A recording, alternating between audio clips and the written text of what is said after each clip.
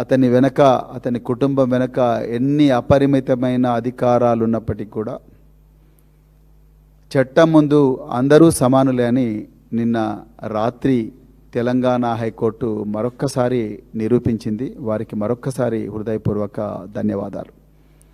ఇదే సందర్భంగా మరి గౌరవ కేంద్ర హోంమంత్రి శ్రీ బండి సంజయ్ కుమార్ గారి మాతృమూర్తి మరి అనారోగ్యంతో హాస్పిటల్లో చేరిందని చెప్పేసి కూడా సమాచారం వచ్చింది.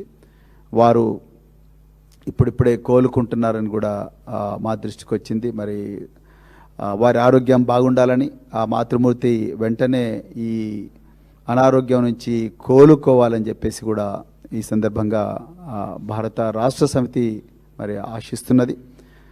అదేవిధంగా మరి ఈ విషయంలో దీనికి పరిష్కారం ఏంటి అనేది చట్టమే చెప్తుంది. తర్వాత పరిష్కారం ఏ విధంగా దొరకాలనేది మరి చట్టమే చూపిస్తుంది. నిందితుడి మీద ఏ విధమైన చర్యలు తీసుకోవాలా ఏంటి అనేది అవన్నీ కూడా రాబోయే రోజుల్లో తెలుస్తాయి. దీని గురించి ఇప్పుడే చర్చ అనవసరం. ఈ సందర్భంగా ఇంకొక విషయం కూడా తెలంగాణ ప్రజలకు చెప్పాలి. మరి చాలామంది ఏబీవీపీ కార్యకర్తలు, బీజేపీ నాయకులు ఇన్ఫార్మల్గా మరి ప్రవీణ్ కుమార్ ఏమన్నా శుద్ధపూసనా, వాళ్ళ కొడుకులు ఏమన్నా శుద్ధపూసలా అని చెప్పి మా పిల్లల మీద కూడా సమాచారాన్ని సేకరిస్తున్నట్టుగా నాకు చాలామంది మిత్రులు, మా అబ్బాయితో చదివిన సోదరులు, వాళ్ళ విద్యార్థులు వాళ్ళందరూ కూడా నాకు కాల్ చేసి చెప్తున్నారు.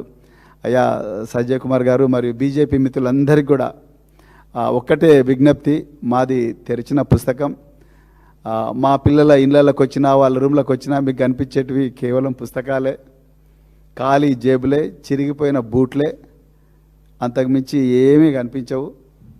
వాళ్ళు మేమందరం కూడా వాళ్ళు బాగా చదువుకోవాలని, ఆయన మంచి విలువలతోని పెరగాలి, వచ్చిన జ్ఞానంతో ఎంత ఉద్యోగమో లేకపోతే ఇంకేదన్నా చేసి దేశానికి సేవ చేయాలనే నేర్పించిన తప్ప ఇంకా వేరే విషయాలు నేర్పించలేదు. మీరు మా ఇళ్ళకి వచ్చి టెలిస్కోప్ పెట్టి చూసినా, భూతద్దాలు పెట్టి చూసినా, ఏం చూసినా అడుగడుగునా మీరు చేసినా కూడా మీకు కనిపించేది ఇవి మాత్రమే కనిపిస్తాయి. మీరు ఎప్పుడైనా మా ఇంటికి రావచ్చు, నో ప్రాబ్లం. సో ఇకపోతే మీ విలువైన సమయాన్ని వేస్ట్ చేయకండి, దేశం కోసం మీ సమయాన్ని పెట్టండి. ఇక ముఖ్యంగా ప్రధానంగా నిన్న మేము మొదటి నుంచి కూడా చెప్తున్నాం ఈ విషయంలో. ఇక మేము బండి సంజయ్ గారి గురించి అదంతా కూడా చట్టం చూసుకుంటుంది. బండి సాయి భగీరథను ఏంటి అనేది చట్టం చూసుకుంటుంది. కానీ ఈ వ్యవహారంలో, మైనర్ బాలిక వ్యవహారంలో ప్రధానంగా మొదటి నుండి కూడా కావాలని అలసత్వం ప్రదర్శిస్తున్నది తెలంగాణ ముఖ్యమంత్రి. ఎందుకు ఈ మాట చెప్పాల్సి వస్తుందంటే, నిన్న గౌరవ తెలంగాణ ముఖ్యమంత్రి శ్రీ రేవంత్ రెడ్డి గారు వేటివ్ న్యూస్ వాళ్ళ కాంక్లేవ్కి వెళ్ళారు. ఆ వేటివ్ న్యూస్ కాంక్లేవ్లో రేవంత్ రెడ్డి గారు చాలా మిస్లీడింగ్ స్టేట్మెంట్స్ ఇచ్చి అన్ని అబద్ధాలు చెప్పారు. ఆయన అన్ని సబ్జెక్టుల మీద అబద్ధాలు చెప్పినారు. ఇక కొన్ని చోట్లయితే ఘోరమైన అబద్ధాలు చెప్పారు. ఇక నాకు టైం లేదు, ఎందుకంటే ఈ ప్రతిసారి మీడియా బ్రీఫింగ్ దాదాపుగా 1 అవర్ అవుతున్నది. మీడియా మిత్రులకు కూడా సహనం నశిస్తున్నది. కానీ మరి కొన్ని విషయాలు, ప్రత్యేకించి మైనర్ బాలికల రక్షణకు సంబంధించి ప్రభుత్వం ఈ విషయంలో స్పందించిన తీరు గురించి రేవంత్ రెడ్డి గారు చాలా ఘోరమైన అబద్ధాలు చెప్పారు. ఆ విషయాల మీద నేను నిజాలు ప్రజలకు చెప్పాల్సిన బాధ్యత భారత రాష్ట్ర సమితి పార్టీ మీద ఉన్నది. అందుకొరకే ఈరోజు పత్రికా సమావేశం పెట్టడం జరుగుతూ ఉన్నది. ఇక రేవంత్ రెడ్డి గారు ఏమన్నారనేది మీ మెమరీ మళ్ళొకసారి రిఫ్రెష్ చేయడం కోసం ఒకసారి వారి ఇంటర్వ్యూను మేము ఒకసారి ప్లే చేద్దాం అనుకుంటున్నాం.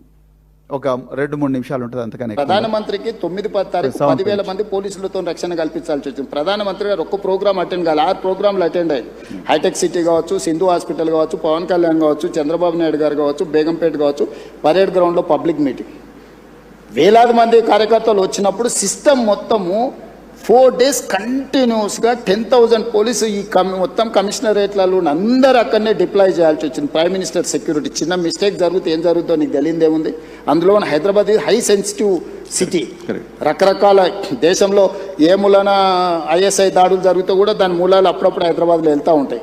సో ప్రధానమంత్రి పర్యటనను చాలా సీరియస్గా తీసుకొని 10th రోజు 11th పొద్దున్నే ఇమ్మీడియట్గా సెక్షన్స్ ఆర్డర్స్ వేసి ఇమ్మీడియట్గా వాళ్ళ ఇంటికి వెళ్ళి నోటీస్ ఇచ్చినాం. ఇప్పుడు దాంట్లో అమ్మాయి డేట్ ఆఫ్ బర్త్ ఇష్యూస్ మీద 2 రకాల ఆరోపణలు ఉన్నాయి. 2 రకాల ఆరోపణలు ఉన్నప్పుడు ఇప్పుడు బండి సంజయ్ వాళ్ళ కొడుకు కూడా పోయి పోలీస్ స్టేషన్లో అంతకంటే ముందే కంప్లైంట్ ఇచ్చిన. వాళ్ళు కంప్లైంట్ ఇచ్చిన తర్వాత 2 గంటల తర్వాత వీళ్ళు వచ్చి కంప్లైంట్ ఇచ్చారు. ఇప్పుడు అతను ఇచ్చిన కంప్లైంట్ కరీంనగర్లో ఇచ్చిండు, వీళ్ళు ఇచ్చిన కంప్లైంట్ సైబరాబాద్లో ఇచ్చిండు. కంప్లైంట్స్ను బేరీజు వేసుకోవడమే కాకుండా ఇప్పుడు అందులో ఉన్న ఆరోపణలని ఆ అమ్మాయి స్టేట్మెంట్ తీసుకోకుండా ఫోక్సో కేసులో పర్టికులర్గా మైనర్ గర్ల్ విషయంలో అమ్మాయి స్టేట్మెంట్ తీసుకోకుండా ముందుకు వెళ్ళడానికి లేదు. ఇమ్మీడియట్గా అమ్మాయి స్టేట్మెంట్ తీసుకొని సెక్షన్స్ ఆల్టర్స్ చేసి ఇమ్మీడియట్గా నోటీస్ ఇస్తే అతను అబ్స్కాండ్లో ఉన్నాడు. సో ఈరోజు మేము చేస్తున్న దాంట్లో చట్టబద్ధంగా ఒకవేళ అడావిడికి వెళ్ళి మేము ఇంటి మీద పడి 1000 మంది పోలీసులను పంపిస్తే మీరేమంటారు? రాజకీయ వివక్ష. ప్రధానమంత్రి సభ విజయవంతమైనందుకు రేవంత్ రెడ్డి గారు భారతీయ జనతా పార్టీకి భయపడిపోయి బండి సంజయ్ మీద పోలీసులతో దాడులు చేయించిన మళ్ళీ మీరే మాట్లాడేటోళ్ళు. సో ఇప్పుడు ఎవరికి మా ప్రభుత్వంలో నేను మీకు చెప్తున్నా, అది సినిమా స్టార్లు అయినా సరే, ప్రజాప్రతినిధులైనా సరే, వాళ్ళ పిల్లలైనా సరే, ఎవ్వరికి మినహాయింపు లేదు. మీరు నన్ను చూసిండ్రు సినిమా తారల విషయంలో ఎట్లా వ్యవహరించినా, ప్రజాప్రతినిధులు డ్రగ్స్లలో దొరికితే ఏ రాష్ట్రంలోనైనా ఏ పార్టీలైనా నేను ఏ విధంగా తీసుకొచ్చినా ఇందులో కూడా ఎలాంటిది లేదు. ఇది మైనర్ గర్ల్ ఇష్యూ. మేము గట్టిగా చెప్పడానికి లేదు, ఎట్లా పడితే అట్లా వ్యవహరించడానికి లేదు. ఆ బాధిత కుటుంబానికి రాష్ట్ర ముఖ్యమంత్రిగా నేను న్యాయం చేస్తానని ఒక హామీ ఈ వేదిక నుంచి ఇవ్వగలుగుతారా సార్? నేను అనేది ఎవరైతే నేరస్తులు ఉందో 100% శిక్షించే బాధ్యత నాది. హోంశాఖనే కాదు, నేను ముఖ్యమంత్రిని. నేను పక్కడ్బందీగా ప్రణాళిక చేస్తున్నా. నేను ఒకవేళ సహాయం చేయాలనుకుంటే ఫోక్సో కేసే పెట్టాను కదా నర్సింగ్. ఫోక్సో కేసు పెట్టిన కంప్లైంట్ వచ్చిన గంటలో ఫోక్సో కేసు పెట్టిన అంటే what is my commitment? POCSO case ఎందుకు పెడతాం? ఏదో అమ్మాయి వచ్చింది, మదర్ వచ్చింది, మదర్ సరే, మళ్ళీ నేను ప్లే చేస్తాను. సో ముఖ్యమంత్రి గారు మీరు చాలా కాన్ఫిడెంట్గా అన్ని అబద్ధాలే చెప్తున్నారు, చాలా కాన్ఫిడెంట్గా.